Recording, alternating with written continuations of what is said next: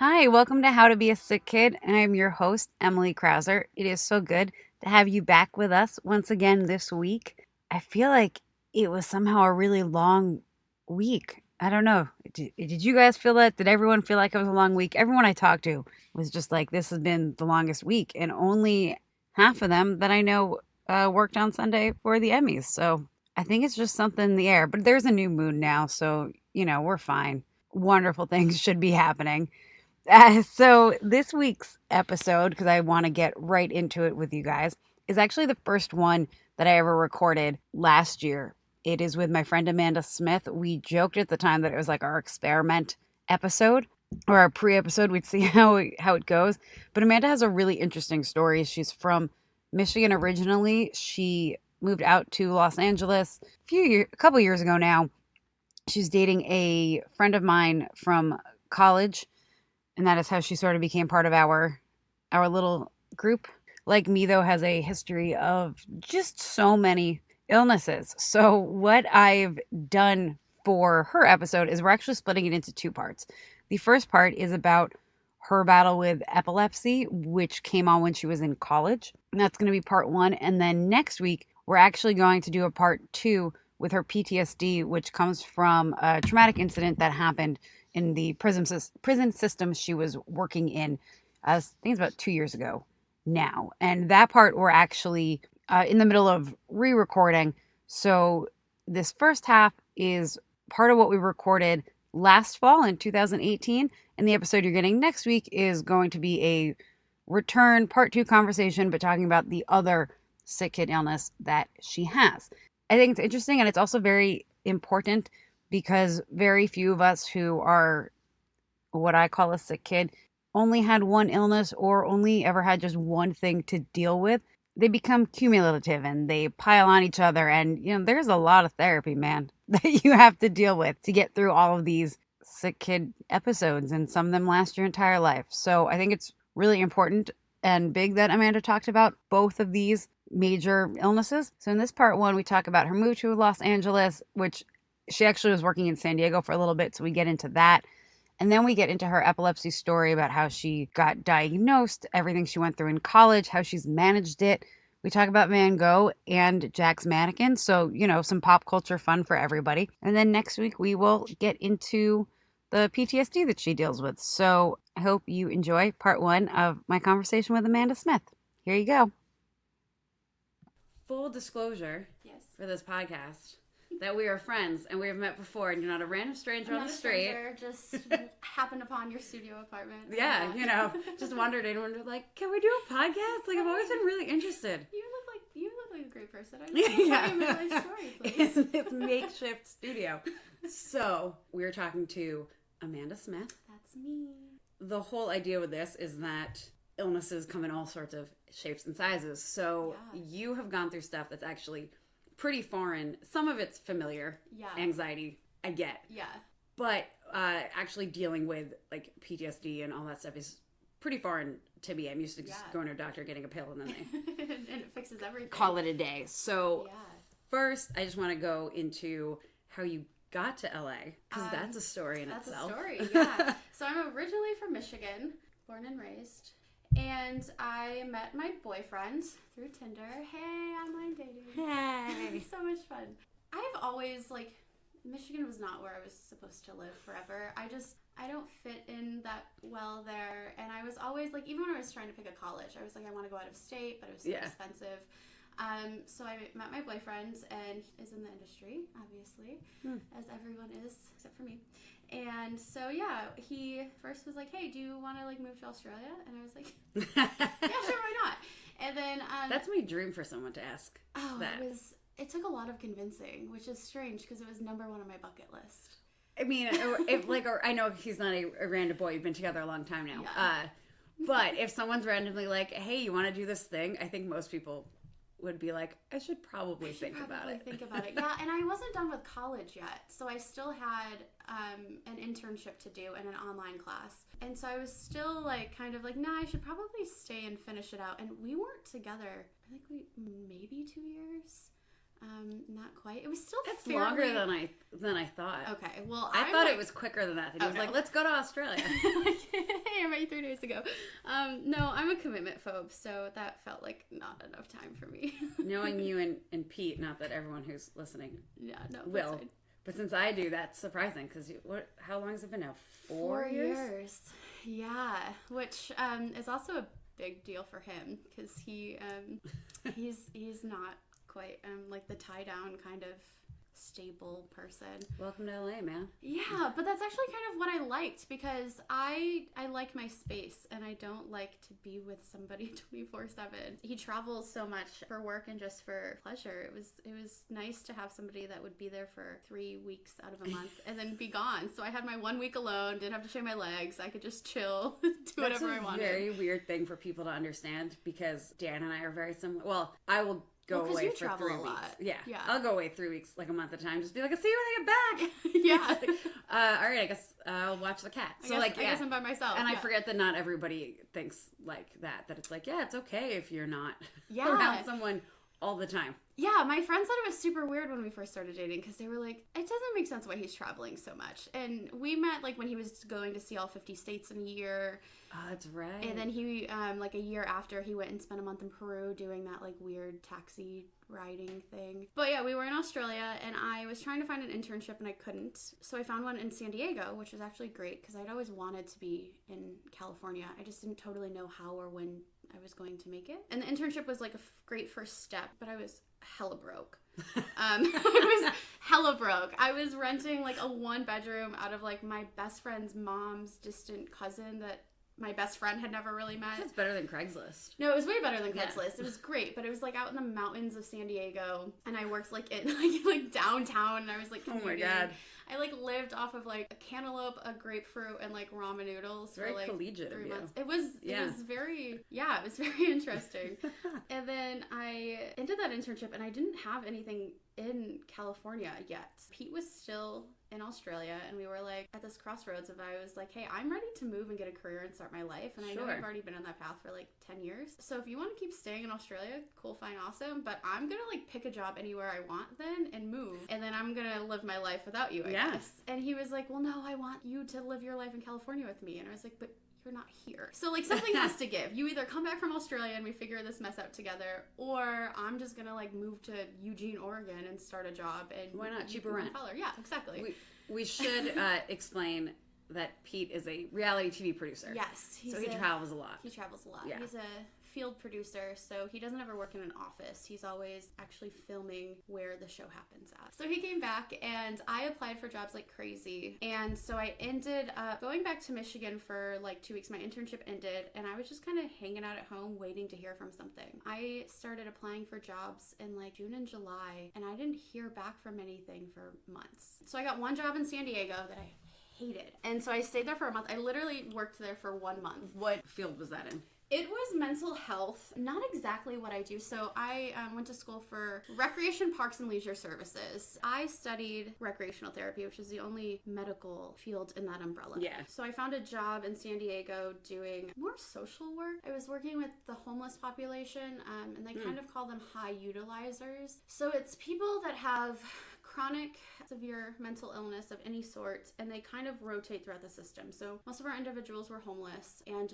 our job was to try to find them affordable housing. A lot of it was halfway houses. A lot of them were kind of like gateway houses. Along with mental illness comes a lot of substance abuse. So we were also kind of battling that, but not directly. We weren't like their therapist or anything. We literally would just go out and check on them once a month, which is hard when you're working with homeless individuals and you're trying to figure out where they are, what their last address was, if they got kicked out. So we were really kind of the group of people that reached out and got them Social Security and got them disability if they needed it. We had many people on our caseloads that we were actually their legal guardians. Oh, really? Yeah, we had guardianship. And I just didn't like it because it wasn't creative. I was sitting in office most of the day, and it was mostly note writing and just driving all over San Diego County trying to find these these individuals. And sometimes they were in hospitals, sometimes they were in skilled nursing facilities, sometimes they were in county jails. Yeah, and it was chaos. And I just kind of got an insight of like, God, the system is so flawed. It was just kind of my first,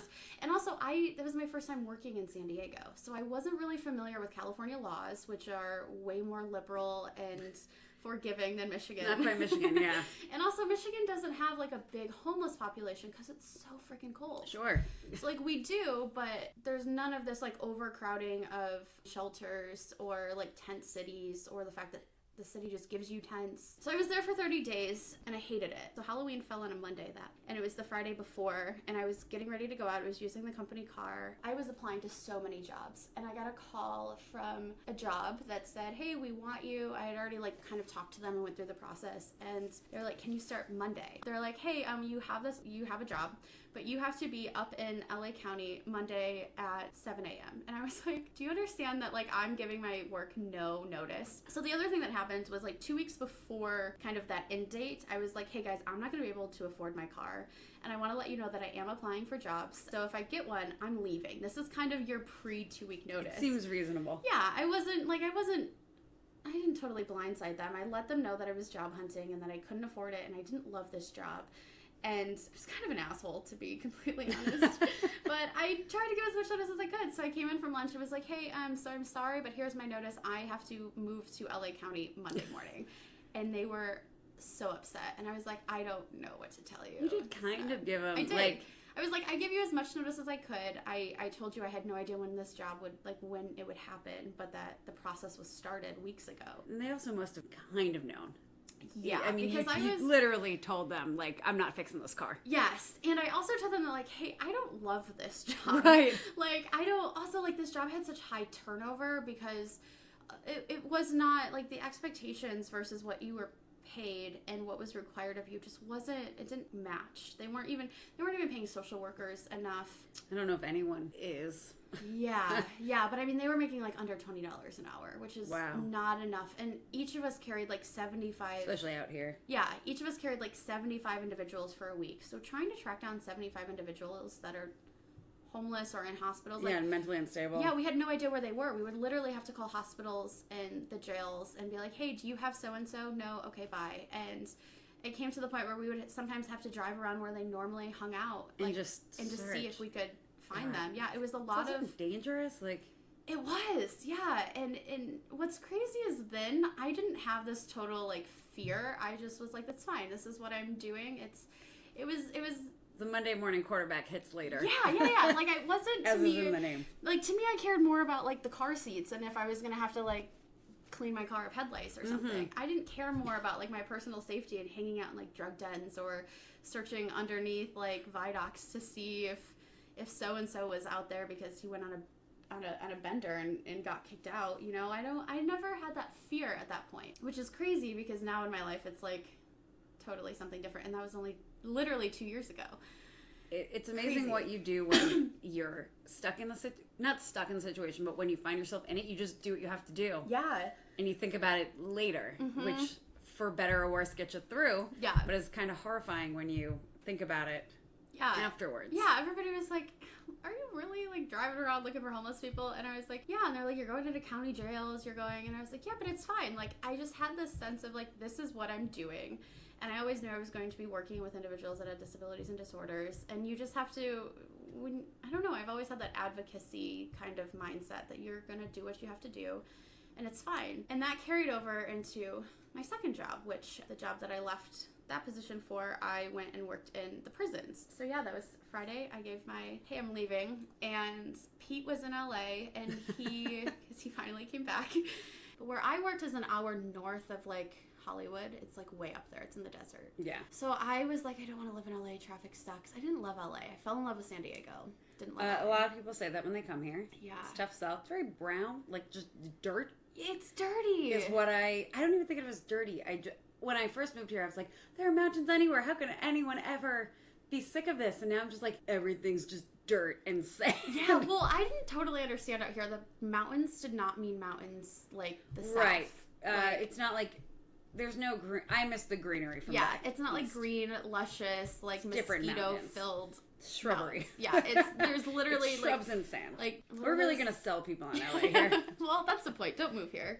So moved to LA. Pete and I were apartment hunting. We lived in hotels for about 2 months. Literally everything I had, plus his 3 suitcases that he got off the plane from Australia with. Just driving around hotel to hotel. We lived in hotels in Glendale. We lived in hotels up by where I worked. It says a lot that you two stayed that long. We're just like, see ya. I'm going to Santa Clarita. No, it was rough. There was a point where I had many times I was like, I can't do this. Yeah. I'm so sick of carrying in a duffel bag to a hotel, staying for 2 nights, going back down into my car and shoving it in. Like, I need to unload my car. I need a back seat. I need a bed. Some stability. Something, yeah. And so we moved into our place like basically the beginning of December. So literally 2 months in hotels, and we're still there. We're still at the same place. There you go. That was my very long-winded story to California. Yeah. Sorry. So you we went on segues there. The 2 things you deal with are 2 big things. You can correct me if I'm wrong. Anxiety and PTSD, right? Anxiety, PTSD, and depression. But my depression has gotten way better. How much of it was the PTSD is from this job, right? Which we'll get into. Yeah. When did the anxiety, depression stuff start? So I work in a prison. I'm not going to say which one, but it is an all it is an all male prison, and everybody was so anxious about me working there. Everybody. And again, I don't know what it was about being 23. Again, 23. I was 24, I guess, because I'm 26 now. I make it sound like I was so young and dumb. What a baby. Literally 2 years ago. It was fine. But I was just convinced. I was like, guys, this is fine. Like, I'm working in an all-male, high-level security prison. Fine. I didn't totally know what that meant, because the application to get into become a prison is very interesting. And they don't tell you a lot. It's mostly like over the phone, and you got to do like a background check and a bunch of paperwork. But you never really know what a prison's like until you're in it. To be fair, it wouldn't occur, granted, being in LA, I'm in entertainment like everyone else, but I wouldn't even think, let me apply to what even made you look great point. I didn't know that I could work in a prison, to be totally honest. Sure. Like, in college, we learned, like, we can work in nursing homes, we can work in rehab centers, we can work in hospitals, nursing National homes. parks, I guess. National parks. Yeah. I could work in nonprofits. Prison was never really one of them. Uh-huh. And again, California has some very unique laws dealing with inmates that have mental health issues. Okay. So I don't know if that's also part of it. I don't know how Michigan is on that front. I don't know if I could work in a prison in Michigan. I don't totally know. It is needed. It was just not a field. It was just not a place that I knew that I could work. So I'm in San Diego. My month is running up, and I'm desperately looking for jobs. And the only place that is like obnoxiously hiring are prisons. And they like on Monster.com? Like where? Indeed. Okay. Indeed is like the big website for if you're looking for a sponsorship. Just kidding. Yeah. Not that I have any. Hey, call me. Indeed is great if you're in the medical field of any sort. Okay. Yeah, and so I was on Indeed, and they're hiring everywhere. It was all the prisons hiring, and they pay a shit ton of money. So being a poor kid that had $64,000 of school debt, living off of ramen noodles and a cantaloupe a week, I was like, I need something. I'm going to take the highest paying job. What a diet. Yeah, I got real skinny. It wasn't healthy, but... Not part of what we're advocating on this Sick Kid podcast. Yeah, but... not at all. Yeah, In case you were wondering. A terrible diet. I just found it, and I applied, and I wanted to get into the San Diego prison. The San Diego prison was a little pickier about who they took. Okay. They wanted people with experience. The LA prison was like, fuck it, we don't care. Yeah. Too many people. Too many people, and it was also, it's a higher level prison, so people are a little more reluctant to work there. Yeah. So the way prisons work, which also I didn't know, when you commit a crime, in a very like terrible way to put it, it's like a video game. You get points.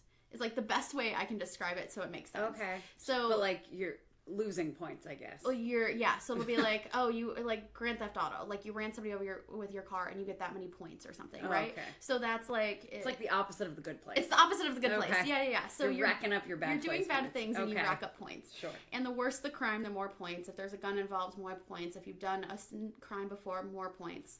And the more points you have, the higher level prison you go to, because that associates with more security. Okay. Yeah. So this is a higher level prison, where San Diego was lower level, and there's more older people there, a little more chill. And I didn't know that. White collar crimes. people that are older and maybe were at higher level prisons, and they kind of earned their time.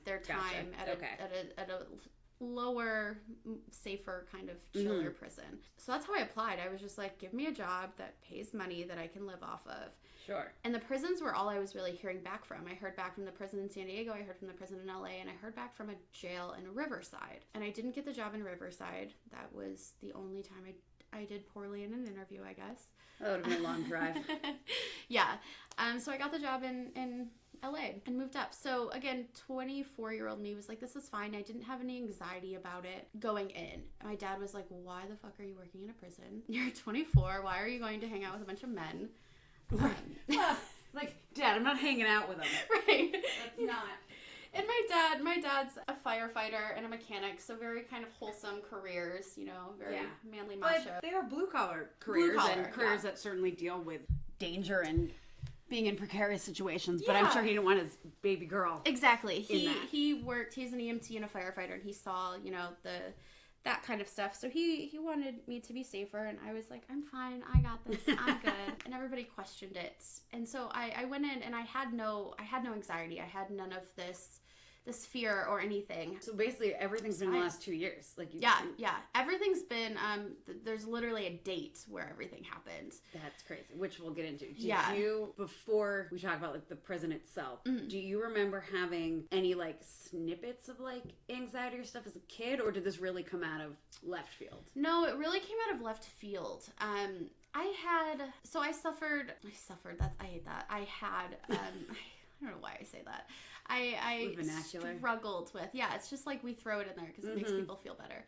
I struggled with bulimia. So I always had a lot of body image issues, but that never really that never transpired into anxiety. I was just uncomfortable with myself. Right. But that didn't stop me from socializing. I had a bunch of friends. I played sports. I was very active in extracurricular activities and stuff. I never had a lot of anxiety. I was always just, this is what's thrown at you, and you have to take it. And so that was not a familiar I was ever used to. I struggled, I guess you could say, with a little bit of depression when I was in college because I was diagnosed with epilepsy. I randomly started having seizures, and when you're in college and you're waking up unconsciously in the hospital, that's horrifying. It's terrifying. And then things change, and you're you can't drive, you don't know. I never had that fear of oh my God, am I going to wake up in the hospital? It was just kind of man, why me? Kind of that self-pity thing. Yeah. So I think I struggled a little bit with that in college. Because, epilepsy is it is an illness too. It is, so it's really, it's epilepsy and then all this epilepsy, migraines, and then all this great post-prison stuff. So my brain's just been on a whirlwind. Were you shoved on Topamax? No. I was on Keppra, which is, I was explained it was a newer kind of drug. Oh, okay, that's good. Topamax did terrible things to my brain. Yeah, I'm familiar with Topamax from my nursing, or from my group home days, and it seems to help with certain aspects, but tends to come with a lot of... Oh yeah, I have no memory left. Oh, Lord knows if I can say any of the names of these things. I'll worry about that in editing. But okay, so for you, you're at this point, your epilepsy's under control. Yeah, so I just kind of went through a 6-month period where I was having a grand mal tonic-clonic seizure every day, which is the full-blown. I would literally my first seizure. The last thing I remember, I was sitting in an art class. I was an art minor, and I was getting ready to thread a needle. I was taking a fabric. It's a very precarious class. time to and then I woke up literally being taken out of a stretcher at the hospital to this very nice older gentleman who was actually my freshman roommate's dad. Oh wow. And I didn't totally realize at the time, explaining to me, in a very calm, very is this totally fine voice, it's okay, you just had a seizure, it's fine. Oh sure, totally normal. Yeah. How old were you at this point? That time I was 19. Your first seizure was 19. First seizure when I was 19, yeah. And went through the whole, let's do a CAT scan, let's check your brain, let's check your heart. Everything came back fine. And that's the problem with seizures, is if you don't have one when you're around a team of doctors and hooked up to a bunch of wires, right? Nobody Nobody knows. And everything's kind of hearsay of what you looked like, what happened. And so I had a seizure every month. My first one was in September, the beginning of September. I had one end of September. I had one in October. I had 1 or 2 in November. And then by then we had kind of leveled out my meds, but I had another one in February. They were every month randomly. I wasn't involved in a car accident. I didn't bump my head. Nothing. And no, there's never been like, this is like undiagnosed anxiety or... No answer. Has there been an answer since, or just no one knows how they started? Nobody knows how they started. And the interesting thing, the human body is horrifying. It is, and the brain. I mean, when you think about the brain, what we know is like 10% of the brain. Yeah. And again, there's over 60 different types of seizures, and I had kind of the most insane where I would be completely black out. I had no idea what had happened. Everybody around me said I would make this like high pitched, almost like squeal, like a gasp noise. And then I would literally, it looked like I was like sucking on all the air, and I would hold my breath, and then I would just literally my entire body would shake. And it didn't matter if I was sitting or if I was standing. Sometimes I was sitting and I would fall out of my chair. My first one, I fell out of a chair and hit my head on the concrete and had a giant goose egg. I had one where at this time I was also a staff member in the dorms. So I was like an RA, like a resident advisor assistant, but I was a multicultural advisor. So instead of having a floor, I was responsible for kind of making sure that diversity was aware and accepted and of our entire building. Where did you go to school, by the way? Central Michigan University. Yeah.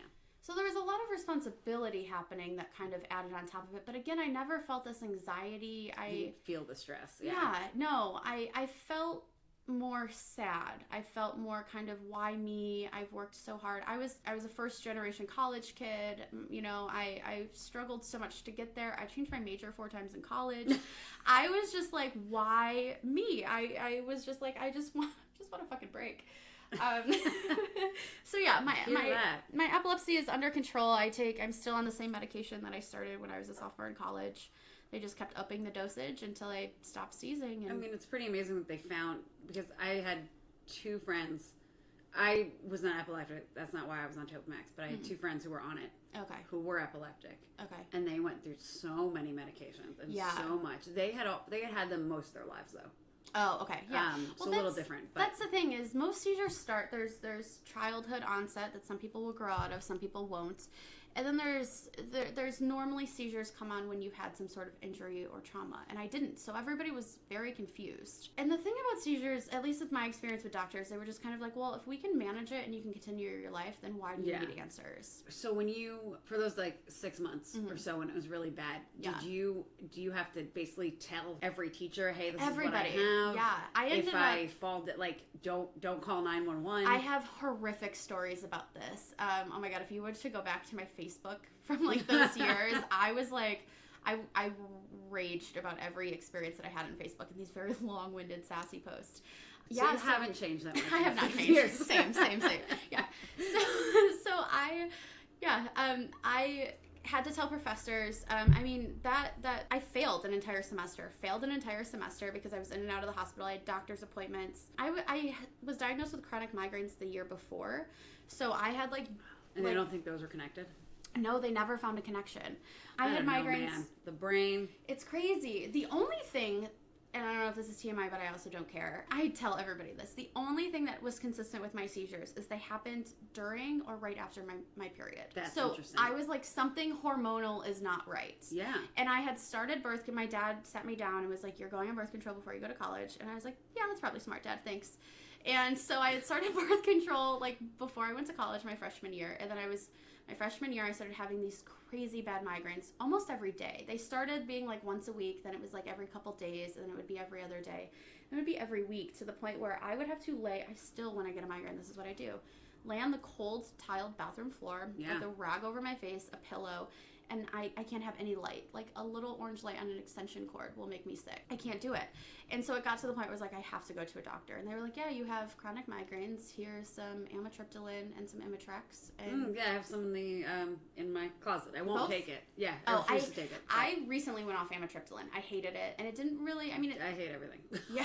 To be fair. Like, I hate meds. So. Amitriptyline gave me such a dry mouth. And I was like, ugh, disgusting. I don't think it's TMI. But interestingly, so the reason that I was on Topamax in college is because I was diagnosed with pseudotumor cerebri, and I had been impressive you can say that. Well, when it's When it's yours, when you've had the disease. They've changed the name of it since actually because fake brain tumor scares people. So that doesn't sound very... Yeah, but I was diagnosed. I mean, I was quite heavy at the time also. But between that, I had started a second round of... I'd gone off birth control, went back on it. Okay. And normally... Was it like the pill? Yeah. And one of the... I guess most medications, I don't know how accurate this is, but I had been told that the very first time you take a medication, you may not have a bad reaction to it. It's if you go off and come back on the second time. Okay. I don't know if it's the way that your body's gotten used to it, whatever the case is. So when it was that second time, within like a week, I basically thought I was like dying. Oh my gosh. And it turned out it was this fake brain tumor thing, but that was why I went on Topamax. Okay. So, which is interesting because it's what people take for seizures. Yeah. So obviously we are not doctors and I don't know the science, but I have been off any birth control for a long time now, or when I was on it was super low dose because I think the side effects are horrifying. Yeah. And not worth what it... I mean, yes, there are other ways to stop pregnancy. So I think it's terrifying, but I would not be surprised. For you to say that, like, and knowing that in college I had something very similar, like, to me that's, like, not coincidental. And I thought the same thing. And it was so mind-blowing to me that the neurologist... And this was the other thing. I was seeing multiple neurologists because I had doctors so many neurologists. So many. And I had the doctors up at school that would treat me, and then I had doctors down where my parents lived that I was seeing. So I had a doctor that anytime I ended up in the hospital would see me, and he would coordinate with the doctor down there, but neither one of them thought that was a thing. And so I got to the point, I'm failing classes, I'm not able to drive, my parents are taking me everywhere. My dad was like, look, maybe you just check out this semester, you come home, take some online classes, and I was determined. I'm like, no, I'm not doing it. Yeah. And I had to beg. I was like, I need to go to my gynecologist. I want to get some answers. And even my gyno was like, I've never heard of hormone imbalances calling seizures. That's the worst. I have seen enough doctors in my life that nothing is more frustrating to me because you know your body. Yeah. And so to have all these doctors be like, well, we've never heard of that. Or when my migraine started this summer, I was on a medication that I had a horrible reaction to. And 3 doctors were like, no one's ever reacted like that. And I was like, but I did. But here I am. Yeah. So to me, that's the most frustrating thing. But it's like, we trust and I should say I have my GP right now, a lot of my specialists are wonderful and excellent. And I am so glad this is the team of doctors that I have. Yeah. But you had to fight for that. I mean, I'm very lucky that in LA I haven't. Because nice. I've had this GP the entire time I've been here. Oh. And he's awesome and always sends me to the right people. Give me the contact info. Yes, I will do that. Okay, so what I was saying until we were rudely interrupted. But yes, I do have wonderful GPs here who, so for the most part, no one's ever not believed me, which is... That's amazing. I fully understand that's very rare. Yeah. And even so every once in a while they're like, you might be crazy. And I'm like, that's cool. It's fine. That's fine. Just still treat me. Yeah. So they've all been very good, and they, especially with my history, they will run tests whether I ask them to or not. With when I got the migraines and whatnot. So they've been pretty good with that. But I do understand that it's a very tough, hard world. Now, of course, I've forgotten why we even got into this part of the conversation. So seizures during periods. Oh yes. Doctors believed me. Yeah. So the idea that there are these doctors who don't connect, but part of it is because you have a neurologist who specializes in the brain, and then you have a cardiologist who specializes in the heart, and it's not that they aren't trained in other aspects of the human body, but it gets so specialized and it's hard to connect the dots, not because these people are not intelligent, right? It's just the way of medicine at this point. It's part of the reason that I've started to listen to a lot of Ayurveda and stuff like that, and I don't know. Amazing. I don't follow it because I looked at what I would have to eat, and it's just lentils, and I was like, I can't live off of no, sorry, I'm gonna eat a cow. It's gonna happen. Sorry, guys. I just realized how sacrilege it is in Indian culture, so I apologize. But the idea is that there are plenty of. I like the idea of combining them. Yeah. But that's a holistic approach. I think is something that and it's very hard here. Yeah. And I think part of that is it's a little taboo, people aren't quite there yet. Yeah.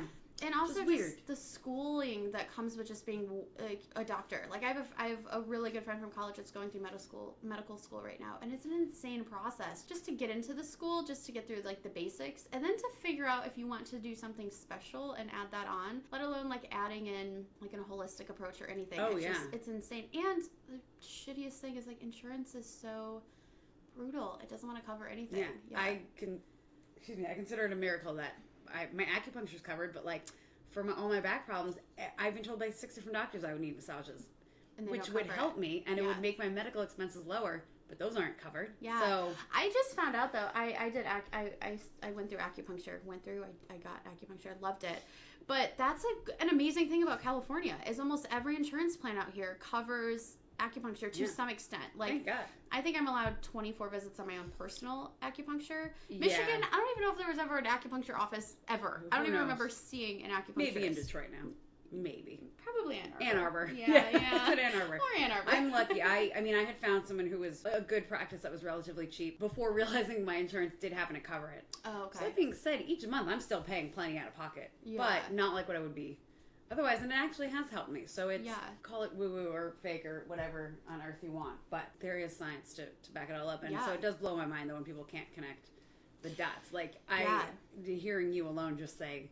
It's frustrating. Yeah, and like I had the same thing. and I, like we were talking, I finally went to this gynecologist and she was like, no, that's not something I've ever heard of. But like, if you insist, you can try a non-hormonal type of birth control. Because I was like, I'm not doing hormonal birth control. I'm not taking a pill anymore. Because I had done my own research. And, you know, there's some stuff out there where people say, hormonal imbalances are a thing and can cause seizures. Or at least, like, you know, misfiring of neurons enough to make you space out or something. And so I was like, I'm not doing birth control. And she's like, well, here are your non-hormonal options. You either get an IUD or you put something, what is the arm implant? Is that what's the other non-hormonal? Well, that's an IUD also, yeah. Oh, yeah. And I was like, no, I'm not putting something in my body to find out that it doesn't work and I continue to have seizures and then have to have it taken out. So I was like, no, I'm screw birth control. I'm not doing it. And just gonna figure it out. I just figured it out. Yeah, and I haven't been on birth control since because it's like it's not worth it. Worth it. Yeah. Let's go back to I'm glad the seizures are. No, great. Yeah. I mean, we were talking about how I had to tell everyone in college. Yeah. And professors, I even went and got like through the disability office at school because I would tell doctors, or I would tell my professors, hey, like we had professors that were like, if you had missed 3 classes, regardless of a doctor's note, you would fail. And I was like, this can't apply to me because I'm going to see a doctor and I might even be in a hospital. So you have to take my note. And so I had a professor fail me for that. And so after that semester of failing everything, I had a scholarship that I lost because of that, because I failed that semester. And the rules of the scholarship were if you lost your scholarship, you had to pay back what you used. And so thankfully we fought and I was able to not have to pay back what I used, but I didn't get to continue to use the scholarship in the future, even though for medical reasons. Damn the man, save the empire. Yes. TTM. It's so frustrating. But it's a big reason that I want to do this podcast at all, though, is that there are so many young people going through all of this crap and the hoop. And you don't realize the hoop, especially being young, you don't realize the hoops you're going to have to jump through to get treatment or to get people to listen to you. Yeah. Or to have anyone understand. It blows my mind. I've said through all of this, like, when something happens, I wish that there was, and I know I've heard parents say this, I wish that there was just a book that was handed to you. Like, okay, you are this years of age, and you are on this career path, and you have seizures. Here you go. This is what you need to do to advocate for yourself. I would have loved a book. I would have needed a lot of books, though, to be fair. Yes. One for every illness. Can I just have my own personal library? Yes, do you mind? Because it's so hard to navigate. It's so hard to one, comprehend what you're going through and that your body's changing and to accept that. And to realize that you really kind of are powerless in some aspects. Like, there are some diagnoses that it doesn't matter how hard you will it to go away or how much you will want to be better. It's not going to. And then to have to fight for that on top of it, just for basic shit is kind of... It's the fighting. Yeah. That makes me the most frustrated. Yeah. And, like, I will say that I have not been lucky in the number of illnesses I've had over the years, but I've been lucky with the doctors and being able to be, even if they can't figure out what one thing is, being able to be treated. That makes a huge difference. It makes a massive difference, and I've always been very appreciative of that. Yeah. There's a lot of, like, part of any cancer survivor will tell you there's survivor's guilt. So I have some of my guilt comes from that. Yeah. On top of survivorship. That being said, through everything in the last, I think it's partially moving to LA, I've listened to enough woo-woo podcasts and read what I call woo-woo. I do believe in some of it, but like self-help and all of that. And it is interesting when you go through that because many of them will be like, your body is a temple. Yeah. will it to be? And it's like, what, or, the one that I'm really struggling with is I've listened to a few healers or whatever you want to call them who've been like, you've chosen this life. And I was like, that's the one I'm not getting behind. Yeah, like, no, I don't know. No. I don't know what lessons I'm going to learn for this one. That being said, yeah, because that's a whole other can of worms to open. Yeah. Going through, and again, we will, of course, get back to the prison stuff. But when you're going through the epilepsy stuff, dealing with everyone, even with the PTSD, which we'll get into now, did you do any like reading or like list, like what did you find sort of helped you understand things a little better? Yeah, so I didn't have a lot of anxiety at that time. There was no PTSD, there was none of that. I just kind of fell kind of into this like pit, this kind of, like I said, like why me, kind of I'm sad. I worked my ass off through high school to get to college. I have scholarships. I come from a blue collar, no money family. Like why is this happening and why am I losing the things that I've worked so hard for? And so at the time I was dating a guy who really, if we met now, I think that we would be magical together, but it was just so much kind of ahead of where I was at in that time. He was very much into meditation, very into yoga, very into mindfulness. Oh yeah, 24 I would have run away. To be fair, now... Well, at this time I was 20, 21 when that was happening. And I was just not there. I was like, I don't want to sit in a room by myself and try not to think about things. Like, it's really hard. I do it every morning. It's difficult, yeah. And I just wasn't there. And he kind of was in that same mind space of if you want things to change, then you first have to change your mind. You have to will it. You have to start thinking positively about this. The Abraham secret logic. And I was like, dude, can't you just let me be sad? Like, can't you just let me wallow? But honestly, his kind of persistence to push me through and give me a lot of materials and book suggestions did help. As like much as I pushed back, it was very helpful in that time. And now I look back and I'm very appreciative that he was in my life at that time and things didn't work out. But he really did get me in that direction of kind of looking like, yeah, this sucks, but also look at how much better things are than they could be. And look, everybody told you to drop out of school. You lost a scholarship. All odds were against you, and yet you stayed. And you're gonna do the damn thing. Yeah. And of course, there was many nights of just online Googling anything and everything I could possibly think of. Yeah, worst thing to ever do. Worst thing. I would like find any random book that I could. I found this book of like epilepsy in women, and it was just like women's personal stories, and it just really like I would just read it over and over because it made me feel not alone. Because here I'm on a college campus looking around. I'm supposed to be this like leader in my building, and yet I like am falling face down, flopping around on the floor like a fish, and like have to get up and act like everything's fine. And I'm like, I just need somebody to connect with. And that's actually why I changed my major 4 times. I think that kind of helped me the most find my way, because I started in marketing and advertising. I loved art.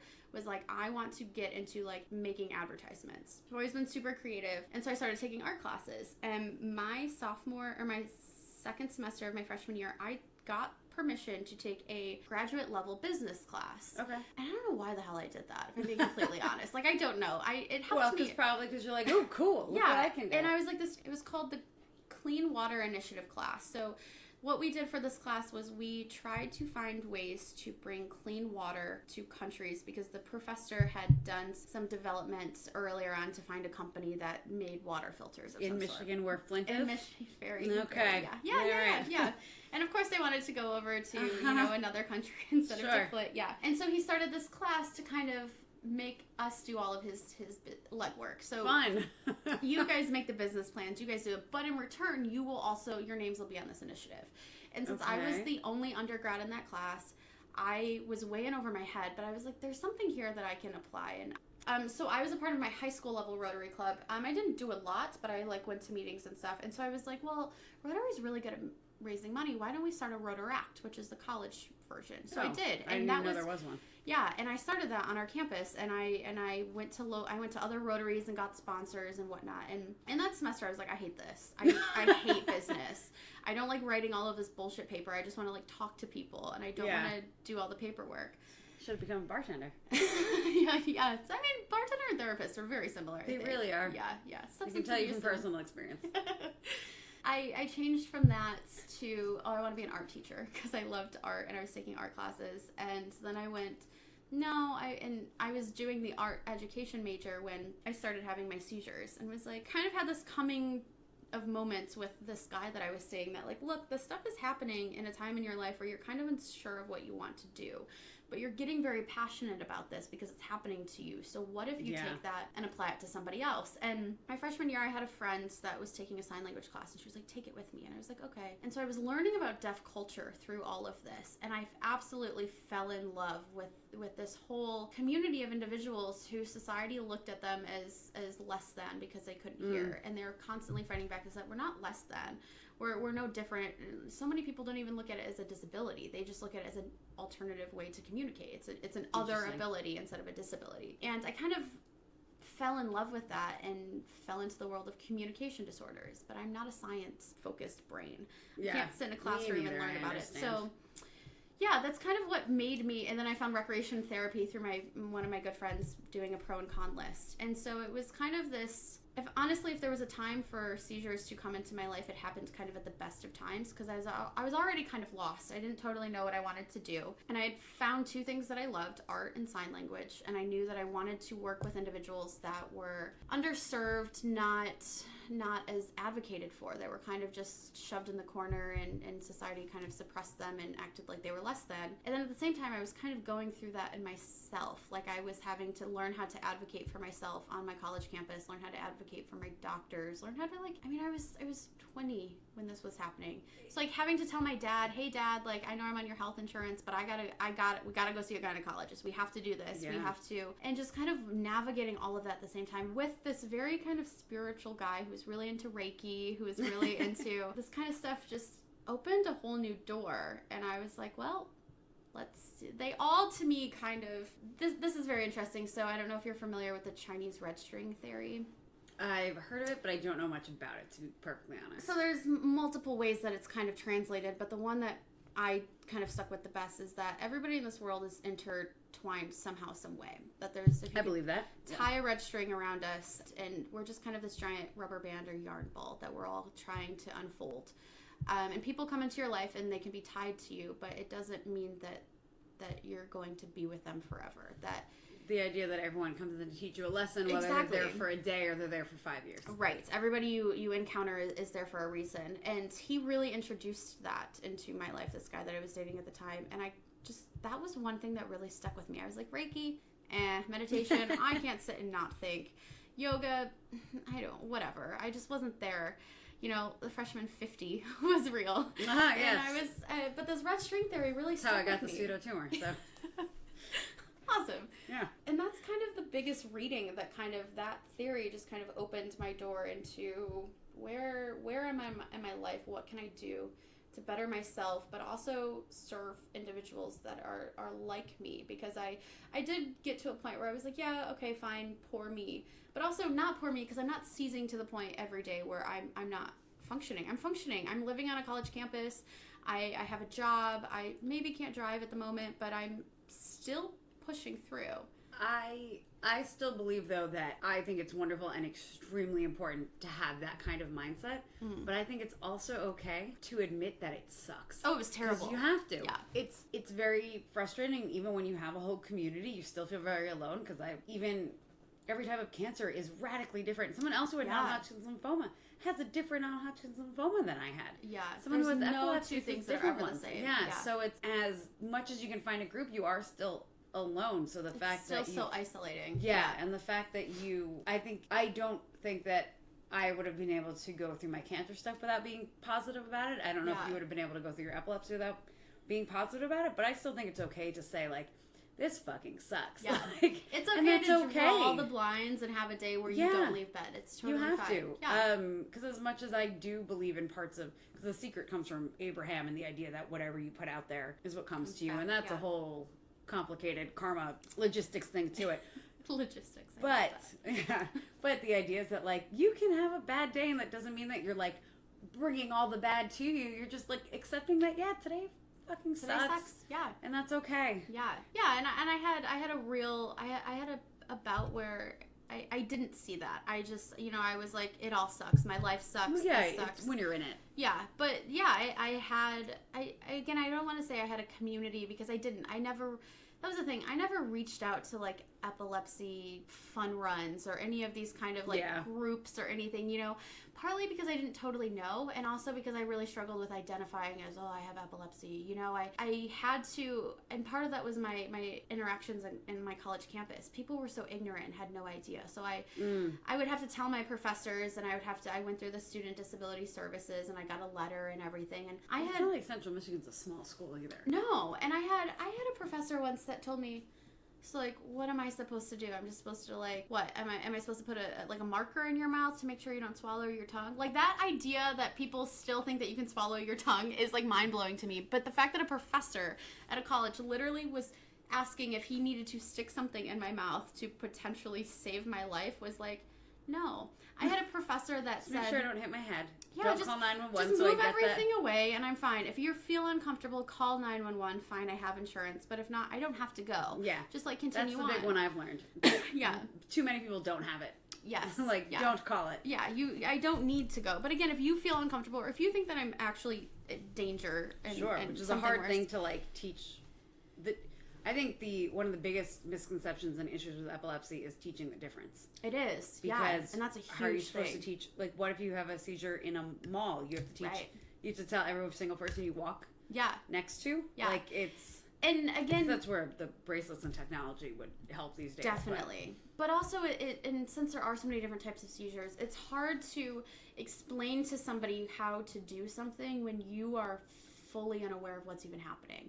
So I'm telling people, hey, I have epilepsy and this is what it looks like, but I don't know that that's what it looks like. I've just been told. Sure. Or what it looks like for anyone else. Yeah, I literally made jokes. I made so many jokes through college to kind of get through. Like, I just had to laugh at myself, and I'd be like, look, if I have a seizure, please, please, please pull out your phone and record me. That's all I want you to do. Because everybody else gets to see me flop around and I don't. Yeah, it's very embarrassing. I just want to learn. So please, please do that. And of course nobody did. But I was kind of sincere because I was like, you know, it's scary to explain to someone. It's not scary for me to explain it. It never was scary for me. It was just something I knew I had to do.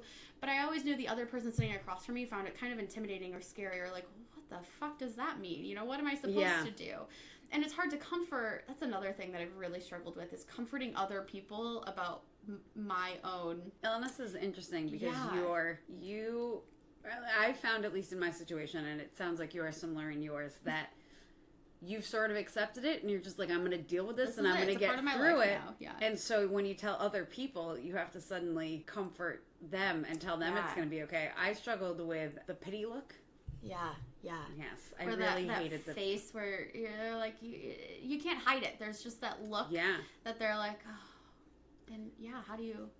I remember I used to joke that the birthday party I had the year that I was going through, I was told, I specifically asked the doctors if I was allowed to drink a beer, and they were like, just don't drink 40 and you're fine. It's like, 39 great. is fine. Yeah, but like 39 would be okay, yeah. I think I had 3 that night. I did not, I had a beer here and there throughout treatment. I was told it was fine. I don't know if that was true, but I'm here today. So at my birthday party, I'd put on this like purple wig, and it was actually a lot of fun, and I was convinced it's the biggest birthday party I've had in LA, and I joked that it's like, well, because no one knew if I was dying or not, so they all had to come out. Right, it was like everybody showed up out of pure fear. Yeah. But I will tell that joke now, and people are like, oh, that's sad, and I was like, no, it's okay. No, it's fine. Yeah, that's the other thing is like the way I made so many jokes, and I got that same thing because people didn't know how to react. They're like, that's kind of funny, but can I?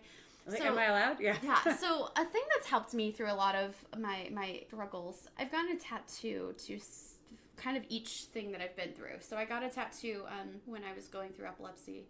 And kind of when it wrapped up, I treat my birthday as my own personal New Year. I'm obsessed with my birthday, first of all. I have a birthday week, sure. I have a birth month. Oh, nice. And then my birth week, we do something every day. It's my poor boyfriend hates me. My birthday is February 28th. I've met him. He'll take. He takes an opportunity to drink. We're fine. That's true. And hang. My birthday is February 28th, so I always say that it's the shortest month. And it's the last day, and I was close to being born on leap year, so it's fine. I just be happy that it's not November 1st. Imagine the party you would have had on. Oh, that would have been great. Leap year. Although I hope you would not be one of the adults who's like, I'm 4. I would never. I'm 6. Like, no, you're not, man.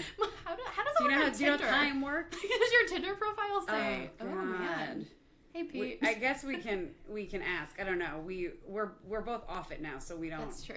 We can't. We'll just find one of our single friends and excuse me. Can you change your birthday, please? Will you find out what not Groundhog Day, leap year it looks like? Yeah. Well, so what are so you have a tattoo for epilepsy, you have a tattoo for the prison, which we still haven't gotten into, but we will. Oh man, yeah, sorry.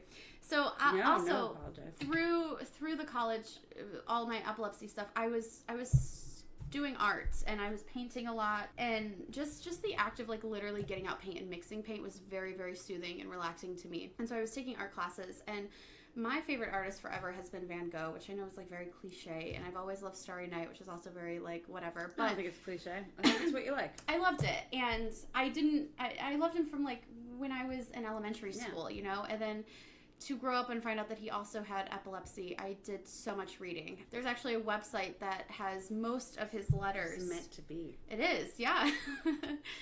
Most of his letters translated into English. All of the letters that they've collected from his brother and his brother's wife and and people, and I read almost all of them. That was kind of my reading to get through it. Is like, let's look at this guy who was so freaking talented and lived in a time where insurance wasn't really a thing, and he was going through the same stuff as you. And medication wasn't there? No, and he was deemed mentally insane. He was literally kicked out of his home because his neighbors were like, this guy is crazy, we don't want him living here. Was it, because I don't know, my mom teaches history about Van Gogh, but like to nursery school kids, so we, not like elementary school, so we know the basics, but I'm sure she knows, I've never asked. Was it due to like seizures and epilepsy that he was considered crazy, or? Yeah. Because he did bite an ear off. He did, that was very that much I don't later. know if that was due to the seizures. But no, it was due to the seizures because back then they deemed it as kind of a satanic experience. Satan was taking over you. How sad.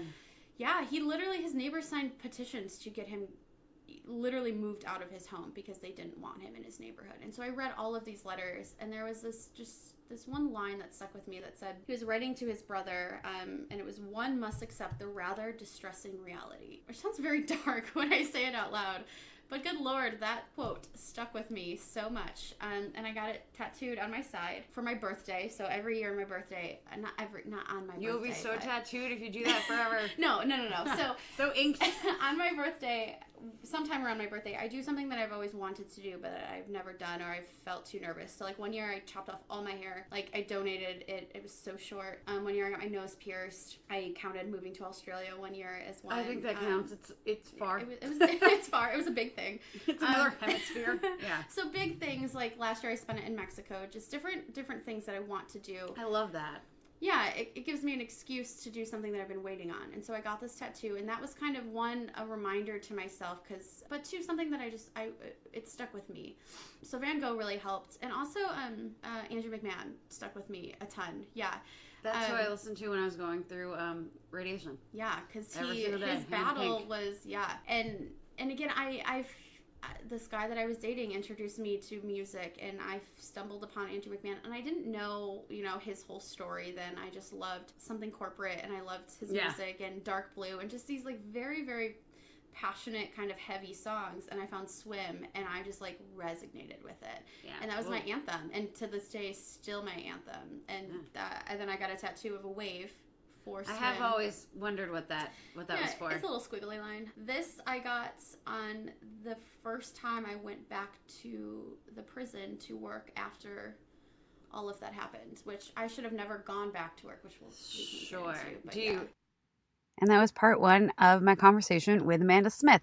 I know it ended a little bit abruptly. I'll be totally honest with you guys. We had some mic trouble, and that's a big reason why we're having two parts to her story, but also it's a long story, and I really want to give both parts their equal due, but that's why it ends a little abruptly. It's why you don't hear what was her win this week. We'll get to all of that in next week's episode, so stay tuned. Don't forget to subscribe so you'll know exactly when it comes out.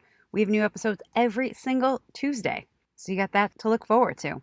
As far as the trial and error for the week, the big thing that I've been trying to do is make sure that once a week I do the same thing that I did when I moved to Los Angeles almost 8 years ago now, which is that every single weekend I get a really long walk in, whether that's at the beach or on a hike. When I first moved to town and, didn't have a job and didn't know anybody, I was doing that multiple times a week, but I always made sure to do that on at least once on a weekend. And I have found that when you have a regular 9 to 5 and once you have a routine going and you're a little more settled, it gets a little harder to do that. And for those of you who don't live in Los Angeles, the traffic we all talk about is very, very real, and no one wants to deal with that more than 5 days a week. But I've made sure the last 2 weekends that no matter what, I have gone to the beach. We have some amazing trails out here. It's beachside trails, I should say. They're combination bike walking trails. And I've been trying to get at least 2 to 3 miles in. I have the busted knee I've been talking about and the back problems and all my many sick kid illnesses. So I have not gotten up to running or doing any of that stuff yet. But it's actually made a huge difference to my weekend. The one thing you really have to remember to do if you're in South Bay, though, is avoid the breweries. There's so many. But as far as exercise is going, hey, I'm trying. We're all doing our best. So that's my trial and error for the week. Get out in nature more. I did it. I think that's a win. I would love to hear what your guys' trials and errors and wins have been. So don't forget, you can find us pretty much anywhere on the web. We are on Twitter and Facebook at How to Be a Sick Kid and Instagram at Sick Kid Podcast. I would love to hear from you about how you're doing, what you think of these episodes. If there's people you think would be a great fit on the show, let me know. We also have an email. It's howtobeasick@gmail.com. I'm here to hear from you guys, so please reach out. We absolutely want to know what you want to hear more of and other guests you think would be a great fit on the show. Now, the most important thing ever, ever, ever, I know you know this, is to rate, subscribe, review. The more you do that, the more iTunes loves us, and the more we can give to all of you. So by all means, please do the subscribe thing, do the review thing. We are so happy to have you here. And stay tuned for part 2 with Amanda Smith next Tuesday, right here, same time, same spot. Have a good week, everybody.